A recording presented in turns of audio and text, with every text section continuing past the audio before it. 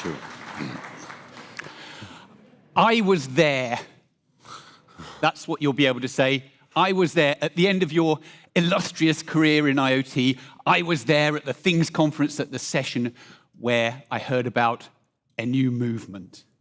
A movement which incorporates a whole bunch of companies who will be appearing on the slide in a moment. And I won't introduce the speakers, but they represent a cross-section and a substantial part of the LoRaWAN ecosystem. And they are promoting a movement that will become increasingly apparent as we get through this session. I will hand over to Dan to start the ball rolling. Dan. Right. Welcome, everybody. Welcome to day 2 of the Things Conference here in Amsterdam. And thank you for taking your first step in joining the movement.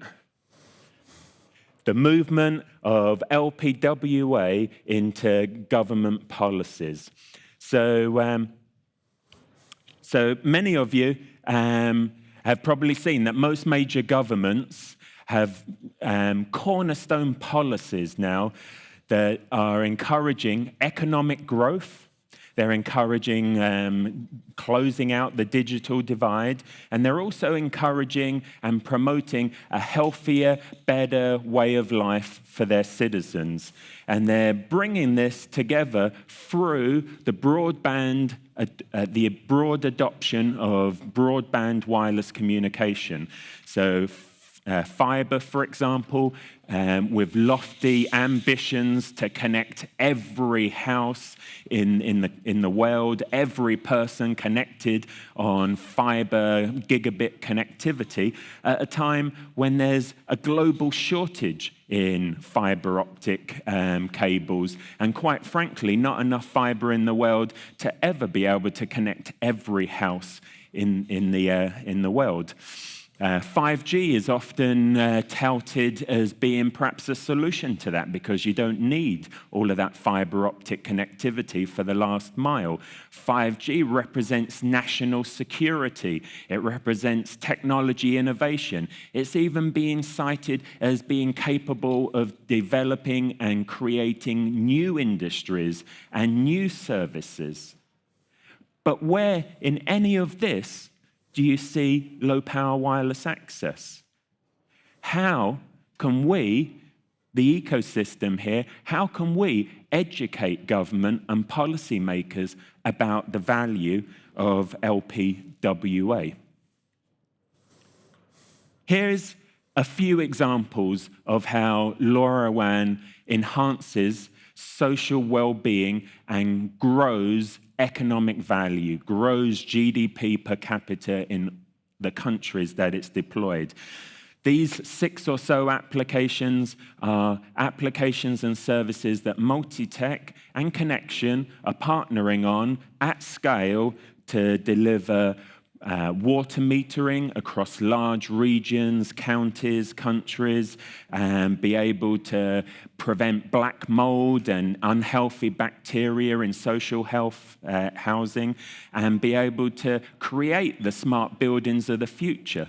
You guys in this audience are doing 1,000 more applications like this. But again, how can we communicate the value of low-power wireless access to the policymakers? And how can we educate them on the value of LoRaWAN? And what should be those LPWA growth targets? So, Jason, where you feel we need to put these targets? Well, from our experience in the UK, one of the things that the government has got really behind is inclusion. And they've seen the rollout of fiber, the ubiquitous rollout of fiber, the rollout of 5G cells across the country as helping to tackle a consistency of service level for all customers, whether that be consumers, whether it be businesses. The real driver for many is making sure that no one's left behind. And I think that's a big opportunity for us because clearly the things as we grow networks across the whole of all of our countries where we operate, there's always going to be the challenge, like you said, whether it's the delivery of fiber or the restrictions of fiber, whether it's the actual siting of 5G cells, whatever it is, there's always going to be a restriction to getting that ubiquity of connectivity. And also, there's actually the use cases. How much of the actual gigabit fiber are we actually utilizing? Most of us are using circa about 100 meg at the very most. And we're even looking at the use cases going forward. That's not going to particularly scale very quickly. So there's a real argument, I think, for complementary services over low-powered networks. And that ultimately can be about making sure that we have smart connected homes, smart devices, smart street infrastructure, and that ultimately doesn't require the fiber and 5G services. It's all about being complementary, as we were saying on some of the other panels over the last day or so. So I think from our perspective as an industry, we need to get behind the concept of the right tool for the right job. We need to be not necessarily being derisory about other technologies or other networks, but I think we need to be kind of supportive of the right tool for every different use case. And also making sure that people understand, policymakers understand, that low power does not mean low quality. It's the right type of technology for the right solution. So I think there's a real opportunity for us to get behind this movement, to work with the LoRa Alliance, the Things Network, all of our businesses working together, be consistent in the message, and help to tackle some of these bigger issues. You know, digital inclusion, we have a role to play in that. Equitable access, we have a role to play. And I think there's a lot more opportunity for us to demonstrate the value of LP1 in doing this. So this is about a fair positioning for LoRaWAN in the policy world, really, more than anything else. Maybe, Olivier, you haven't been given the opportunity to say your piece yet, but you're very aware of this stuff, right? Yes, thank you, Matt. So if I'm here on this stage, it's because I'm part of Semtech, who's behind all what you do with LoRa. But also I'm belonging to the LoRa Alliance, where we took a very pragmatical approach, first towards the regulators. Because the spectrum we use, which is unlicensed, that's a big benefit, needs to remain usable and still unlicensed. So we took different action, sometimes not so well known, but we did this with success in Europe, in Italy, for instance, recently in the US with FCC, where there was a threat. So it was really a reactive approach to talk to regulator, defend our interests, let us do the use case. Now we need to move that to more proactive approach. So to regulator, which we are, because some of them, they're not so much aware of LP1, LPWA, and we can kind of coach them how to redo what was done elsewhere, but also to policymaker, which is on this page, because those guys will really define the future. Usually regulator closely work with the government. So it's easy to say, but to do that globally, everywhere, that's the complexity. But also, we are not alone. We are an ecosystem. So the call to action is that if you see the need of a local action, we should empower. So within the LoRa Alliance, so join the Alliance, or reach out to me or LoRa Alliance. We can work on your case. In many cases, we have done that for the interest of the member, for the interest of the ecosystem, member or not. But we should have a balance of local action that could be triggered by anyone from the ecosystem. And then the rest of the troop will come to support you and make sure we have a good reach to the policymaker, to the regulator, any countries. Excellent. One by one. Steve, I'd like to come to you as well. Perspectives on this from some of the implementations that you've seen. Is there a requirement for this kind of policy initiatives, this kind of realization?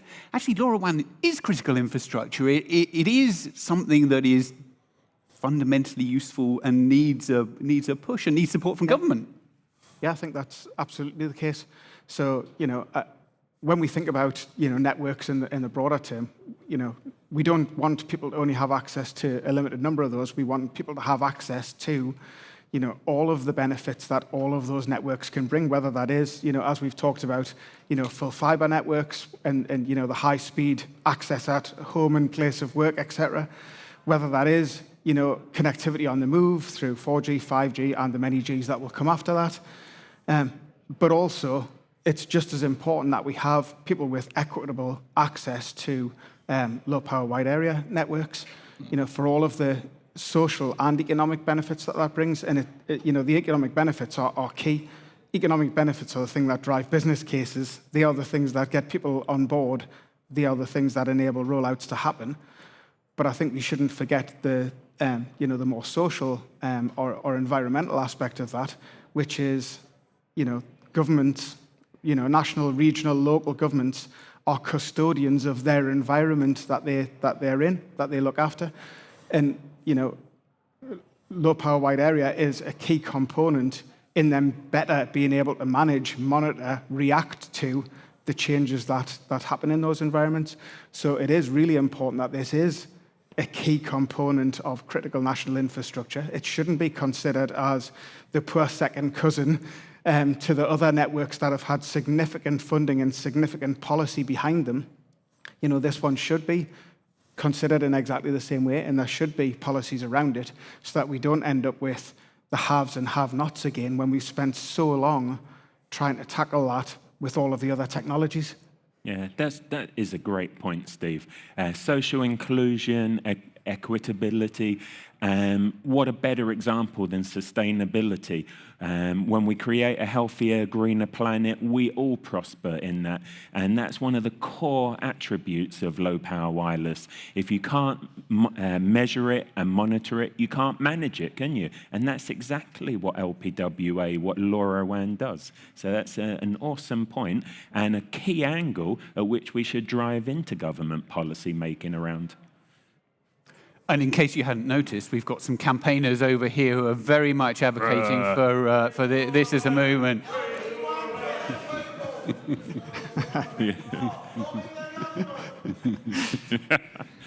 Which brings us on, I think, to the call to arms that you've got in front of us. Dan, if you want to talk through that a little bit. Yeah, so as Olivia was saying, the LoRa Alliance, I chair one of the committees with Olivier here at the LoRa Alliance.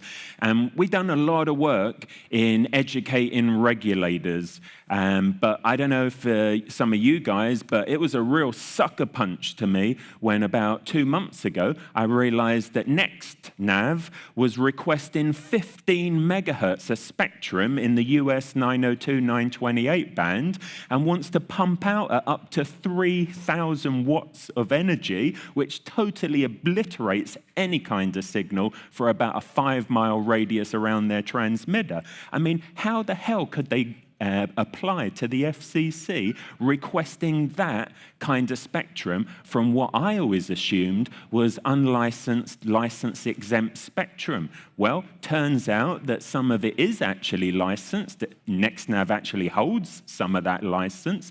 Amateur radios use it. But after 10 years of working on LoRaWAN, one of our risks now is that the spectrum could be taken away like that.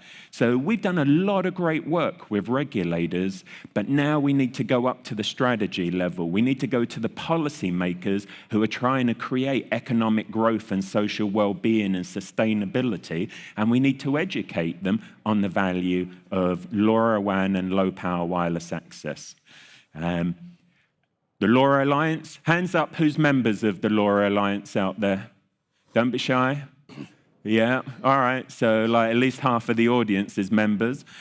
So we, the members, can make proposals to the LoRa Alliance, and I think that's part of the movement here. It's not everything, it's part of it. And maybe, Olivier, just give us a couple of comments around what we're doing out in Asia and the Philippines and Southeast Asia right now. Yeah, good point. Thanks, Dan, to highlight this. So, end of next month, a couple of members of LoRa Alliance will attend a conference in Manila, in Philippines, organized by a local operator, Packetworks. So a couple of them together will have the chance to meet the government official. So this is thanks to one of our Alliance members, also board member, LoRaWAN, who's exhibiting here. So Henry, the CEO, leads the charge there to organize that. But that will be the first time that proactively we can, as Dan said, reach at the top of the strategy for the country. That will be one of the key elements. Visit to the government. We'll see yet at which level, but he's targeting very high. Yeah, he's targeting up at the top of ICT. He's trying to negotiate 10 minutes with the president of the Philippines. This is where policy making starts. And also, we'll have a roundtable of Asian countries, so Southeast Asia countries together. So similar ICT department. Malaysia, Singapore, Malaysia, Philippines. Indonesia. Indonesia, who will come and will moderate the roundtable with them. So that's this type of action that we can redo where it makes sense. Let's see the lesson learned from the Philippine exercise, but that will be the first one, the first time. We're going to do the same in the UK. We're going to be looking to work with UK partners, UK businesses who see LoRaWAN and LPWAN as a vital part of their business solutions for customers. We want to bring together consortiums to collaborate, come together with the LoRa Alliance to agree on the communications messages, what's the right policy message we need to give to all our governments. And then we're going to engage. You'll know we obviously have a new government in the UK, a new minister for telecoms, who at Connected Britain a few weeks ago was very, very supportive of our industry. For the first time, came out, as I've heard for at least 15, 20 years, to literally look at our industry and say that without you, we're not going to digitally transform all our public services, our society.